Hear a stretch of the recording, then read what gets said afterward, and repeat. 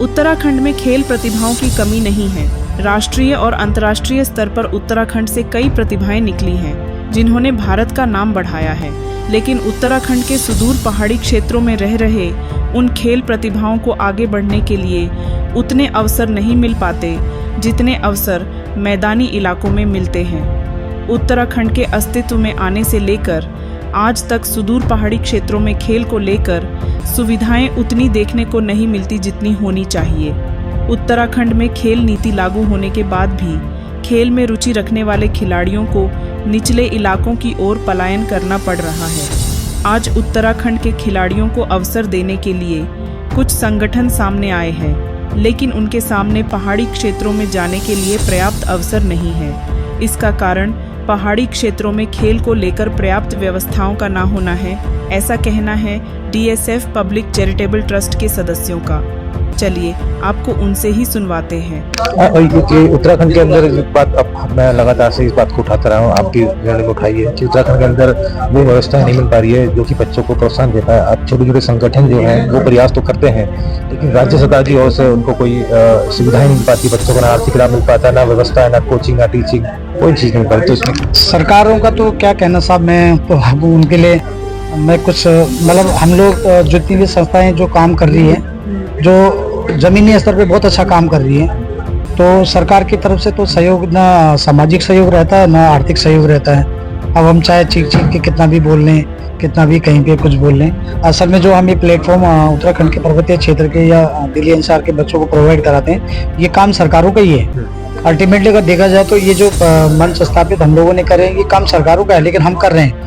लेकिन फिर भी सरकारों के तो दुर्भाग्यपूर्ण स्थिति ये है कि उनकी तरफ से न कोई सामाजिक सहयोग होता है, न कोई आर्थिक सहयोग होता है। और हम लोग जो हमारे जो उत्तराखंड के सक्षम सामाजिक वर्ग हैं, जो आर्थिक रूप से थोड़ा सक्षम है, उन्हीं के माध्यम से जो व्यवस्थाएं लगती हैं, हम अपने जो उत्तराखंड के जो प्रतिभाशाली खिलाड़ी उनको मंच देकर उनको आगे बढ़ाने का ये प्रयास करते हैं। और मैं ये भी जरूर कहना चाहूँगा कि जो हमारे जो संस्थाएं हैं उत्तराखंड की, ये बहुत बड़ा दुर्भाग्य हम लोगों का कि 95% जो हमारी जो संस्थाएं हैं वो सिर्फ कल्चरल पे सांस्कृतिक कार्यक्रम ही कर रहे हैं। तो कोई भी संस्थाएं ऐसी 2-3 संस्थाएं प्लेटफॉर्म हैं ऐसे जो उत्तराखंड के प्रतिभाशाली खिलाड़ियों को स्पोर्ट्स के माध्यम से प्रमोट कर रहे हैं। तो ये सांस्कृतिक कार्यक्रमों को छोड़ के कोई संस्थाएं आए भी शिक्षा के क्षेत्र में काम करें, स्वास्थ्य के क्षेत्र में काम करें, उत्तराखंड में जाके उत्तराखंड के ग्रामीण क्षेत्रों में जाके वो हेल्थ चेकअप कैंप लगाएं, वहाँ पे किसी गरीब या असहाय लोगों की मदद करें। शिक्षा के क्षेत्र में उत्तराखंड के जो स्कूल है वहाँ पे जाके प्रतिभाएं देखें,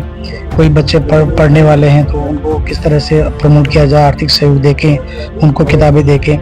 तो ज़रूर ऐसी संस्थाओं को सांस्कृतिक कार्यक्रम छोड़ के मतलब हेल्थ की तरफ, स्वास्थ्य की तरफ जाना चाहिए, इस क्षेत्र में काम करना चाहिए, शिक्षा के क्षेत्र में काम करना चाहिए, स्पोर्ट्स के क्षेत्र में हम लोग काम कर रहे हैं। हम अभी DSF पब्लिक चैरिटेबल ट्रस्ट जो है वो इस प्रकार से सक्षम नहीं हुआ है, अदरवाइज हम लोग भी थोड़ा स्पोर्ट्स के अलावा भी हम दूसरे क्षेत्रों में काम करने का प्रयास करते हैं।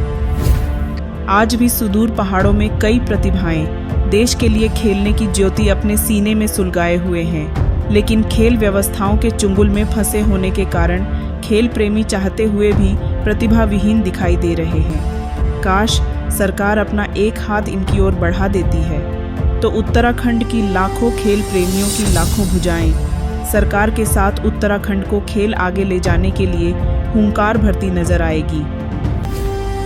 जिस हिसाब से आपने बताया कि कदकाठी को लेकर उत्तराखंड के लोग मजबूत होते हैं, लेकिन दूसरी ओर ये भी देखा जाता है कि उत्तराखंड के लोग आर्थिक रूप से बहुत कमजोर भी हैं। तो सभी लोगों तक ये अपॉर्चुनिटी नहीं मिल पाएगी कि वो लोग दिल्ली आके इस खेल में प्रतिभाग कर पाएँ।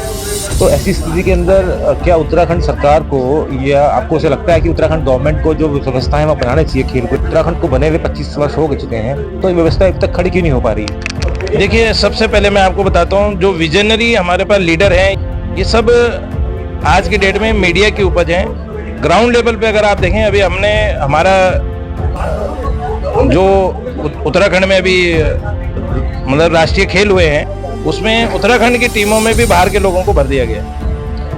तो हम खुद व्यक्तिगत रूप से सरकार से किसी भी चीज़ की आप अपेक्षा नहीं कर सकते हो कि सरकार के मंत्री हमको बोलते हैं कि भाई पहाड़ी कौन है, भाई सब बाहर के लोग हो तुम लोग, कोई कहीं से आए कोई कहीं। तो उनकी मूल भावनाएं क्या है? वो देहरादून में रहना चाहते हैं, वो दिल्ली में रहना चाहते हैं, वो पहाड़ में जाना ही नहीं चाहते, वो पहाड़ में रहना ही नहीं चाहते। तो उनसे हम अगर उम्मीद करें कि हाँ नेता हिमाचल प्रदेश में जब वीर सिंह परमार पहले जो मुख्यमंत्री बने थे, दिन उन्होंने कसम खाई थी कि आज के बाद हिमाचल का कोई भी आदमी पंजाब के और दिल्ली की कोठियों में काम नहीं करेगा, वो घर से सेब उगाएगा। और आज हिमाचल का है और उत्तराखंड का है। तो हमारा दुर्भाग्य है कि ऐसा कोई विजनरी कोई नेता हमारे पास में नहीं है और सब देहरादून में मजे ले रहे हैं। बड़ी बड़ी गाड़ियां होनी चाहिए सबके पास, प्रतिभाएं कहाँ हैं। तो बहुत सारी चीज़ें हम सोचते हैं यहाँ रह के, और हम प्रयास कर रहे हैं कि DSF का अगला कोई टूर्नामेंट क्रिकेट का हम पहाड़ में जरूर करेंगे। पहाड़ की प्रतिभाओं को लाएंगे, उनसे कॉन्टैक्ट नंबर लेके दिल्ली में किसी भी एकेडमी में अगर वो करेंगे तो हम ट्रस्ट के थ्रू उनको आर्थिक रूप से जरूर सहयोग करेंगे। प्रदेश में अब तक जितनी भी सरकारें आई हैं और उनके द्वारा खेलों के विकास को लेकर जितने भी बड़े बड़े वादे और दावे किए गए हों, पर अब तक की खेल व्यवस्था उनके सभी दावों की नाकामी का दस्तावेज दिखाई देती है। और इन दस्तावेजों के सहारे सरकारों ने मेडल जीतने के सपने देखे हैं। उत्तराखंड के अंदर खेल का जो अभाव है, कहीं ना कहीं सरकार की में कई कमियां हैं कि जब सरकार स्पोर्ट्स की व्यवस्था नहीं बना पा रही है, तो सरकार को इसमें क्या कार्रवाई करने की जो आवश्यकता है कि और क्या संदेश देना चाहेंगे आप?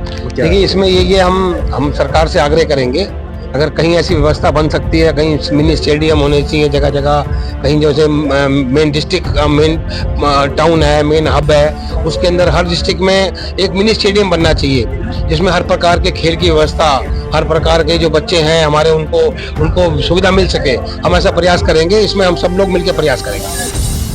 तब से लेकर उत्तराखंड के जो खेल की प्रतिभाएं हैं उनके लिए वो व्यवस्था नहीं है जो होनी चाहिए, तो इसमें क्या कहेंगे? ये तो हमारा बहुत बड़ा दुर्भाग्य है।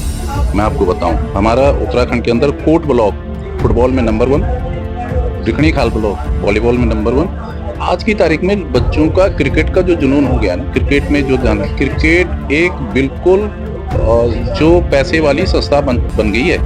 आपका कोई भी अच्छा खिलाड़ी होगा बगैर पैसे के वहाँ अंदर एंट्री नहीं कर पाएगा। मैं आपको बता रहा हूँ, उसमें बहुत पारदर्शी कुछ नहीं है उसमें। तो क्या लगता है आपको इसके पीछे क्या रीजन हो सकता है? क्या ये अन्य खेलों को क्या उतना बढ़ावा नहीं मिल पाता है या उनके लिए संसाधन नहीं मिल पाते हैं? मैंने जो 20 साल से जो जिस प्लेटफॉर्म पे काम किया उस पे मैंने देखा कि मेरे कई बच्चे जो है नेशनल गए। तो अगर एक आदमी अपने पैसे से ये काम कर सकता है, तो उत्तराखंड की सरकार जिसके पास संसाधन है, जिसके पास इतना बड़ा पूरी सरकार का तामझाम है, वो लोगों के पास न विजन है न मिशन है। मैं आपको बता दूं, मैं खुद बीजेपी की पार्टी का एक बहुत छोटा सदस्य हूँ, लेकिन मैं क्लियर ये बात कह रहा हूँ कि वहाँ पर उन लोगों के पास कोई भी विजन और कोई मिशन है ही नहीं। अगर उत्तराखंड की खेल प्रतिभाओं को वास्तव में राष्ट्रीय और अंतर्राष्ट्रीय स्तर पर पहुंचाने की हसरत हम करते हैं, तो सरकार को कुंभकर्ण की नींद से जागकर खेलों के लिए आवश्यक कार्य करने होंगे। प्राइम टाइम हिंदी से अर्जुन सिंह की रिपोर्ट।